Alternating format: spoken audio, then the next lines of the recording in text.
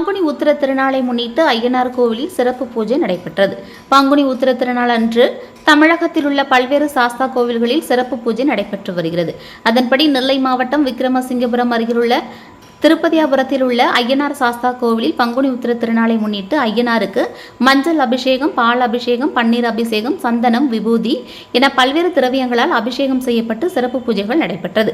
இதில் சுற்று வட்டார கிராமங்களில் உள்ள திரளான பக்தர்கள் கலந்து கொண்டனர். அனைத்து பக்தர்களுக்கும் அன்னதானம் வழங்கப்பட்டது. நிகழ்ச்சிக்கான ஏற்பாடுகளை கோவில் நிர்வாகத்தினர் சிறப்பாக செய்திருந்தனர்.